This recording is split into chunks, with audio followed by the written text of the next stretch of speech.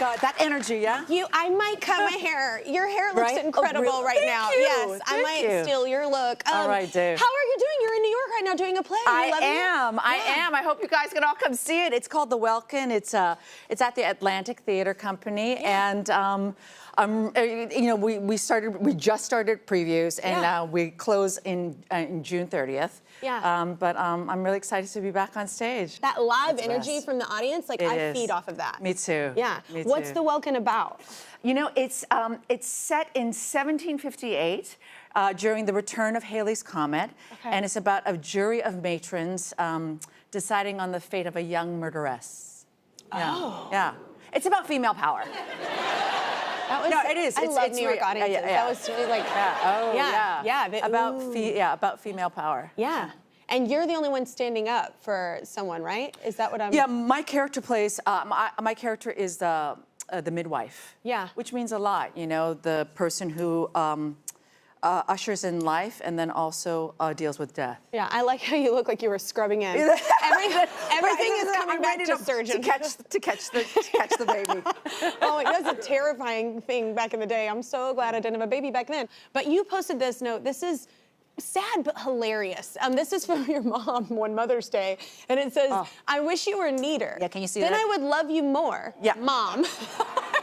Okay, I can see people are shocked. No, it's also very funny. It's funny. It's very funny. Okay, we can. And a lot of our childhoods, like in like the 80s, I feel like too. Like it was just funny. It's funny. It's funny because I'm telling you it's funny. Yeah. It's funny because I actually have a great relationship with my mom, but I will say the reason why it's funny is because it's true. Oh, you're dirty. You know, it's totally true. It's totally true. My mother would love me more if I were neater. Yeah. Are you just a mess? Are you a tornado? Are you one of those roommates? No, I'm a tornado. Okay. I don't feel like I'm dirty. I hope not. I'm not dirty. Wait. But maybe not in that way, but yeah.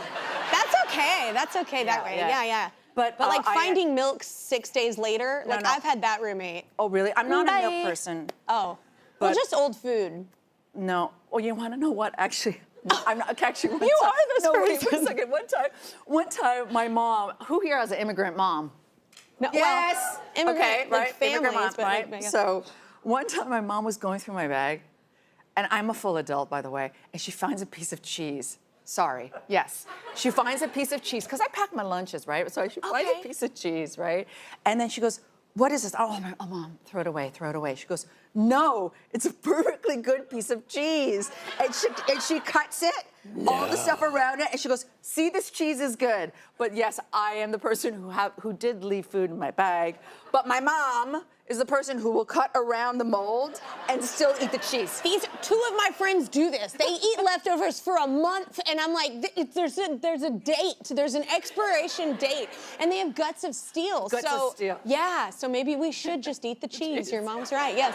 May actually happens to be Asian American and Pacific Islander Heritage Month. Woo! So now is also a good time to talk about representation because that is super important. So 2 of your recent movies were animated, which I love, our household loves. So why was it important for you to do those? I love animated films, they're fun. You know, because it starts with children. Yeah. You know, and I think back to it starts with children. So even when we're talking about representation, I think representation really only starts really kind of having an effect when you start young. Yeah. So like for me, a big part of why I love doing animation, it's totally fun, but it was because I have nieces and nephews in my life, and that was one way where they could not only hear their aunt, right? It was a way of normalizing that they could see themselves as heroes. Because, you know, as I was doing, you know, my adult kind of work, I realized there was nothing that they could see. Yeah. Right. So that kind of at a young age, at a young age, it really starts that way, and it just makes me think about, you know, the times where Turning Red. Oh my God. Oh yeah, that was so fun. Raya. Yeah, that was so fun. Both of those are huge hits in my house. Oh, which good. honestly, I love that it represents a different culture from us. Like, I think that's just as important. Yes. That everything is normalized for every kid from every culture, because then you are introduced to different things that I wasn't when I was a kid. Correct. Then the possibility of, let's say, like Raya, any kid is going to go, I want to be a warrior like her. Yeah. You know what I mean? So Both it just mine. it just opens it all up. Yeah. But another inclusive film was Quiz Lady with Awkwafina, whom I love. Okay. So what did you love about doing that? Oh, this is a beautiful picture of Paul Rubens. Yeah. That was our first day of shooting. Oh, Paul. That was our first day of shooting, and that Quiz Lady was his last film. So it was just so much fun. You know, playing sisters, playing messy sisters, being able to play a really messy character. Yeah. You know, my character, Did Jenny, you have to dig deep for that? No.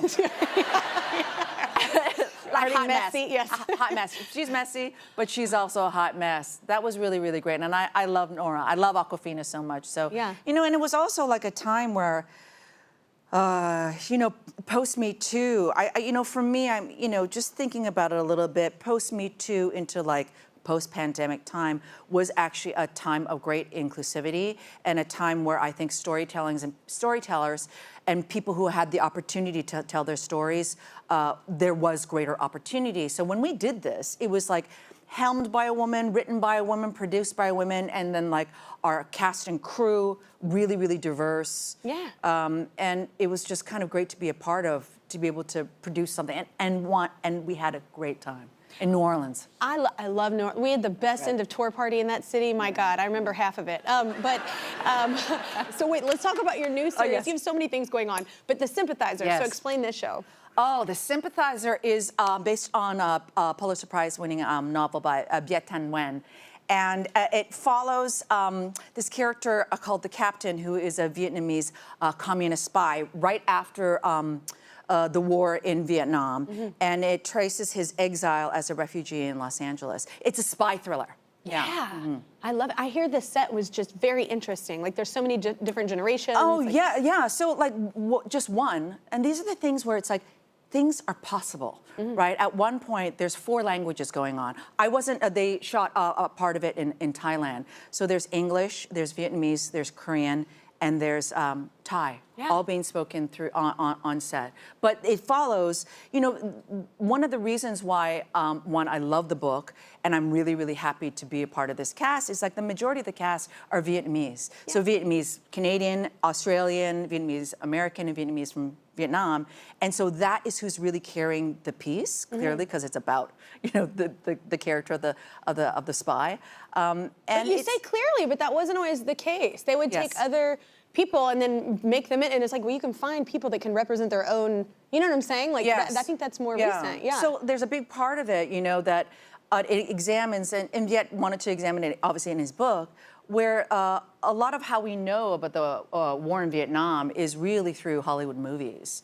You know, and I remember talking to Hoa Xuande, who plays the lead. He's Australian, and he himself really only learned about who he was and his history of Vietnam through American films. Yeah. But that is only one point of view. There's a whole point of view that has always been there, but just not been explored. Do you know what's so interesting? I've never really talked about this before, but it's so interesting just being able to, it's a blessing to be able to travel the world. Yeah. But when you travel the world and you meet other people, like even within my label, like going all over the world, all those people are from different countries, and what they learn in history class. Yes. Even about like world wars, like even about like, it's different sometimes than like where you grew up and what you learned. It's an interesting concept to think. Yes. It's questioning who is holding perspective, vantage point, who won, who told what. Yeah, it's just, it's a very crazy thing to think we all grew up as children in our own history classes in our own countries, and it can be be different. That's crazy. Well, yeah, to I think it is. There's a show there. No,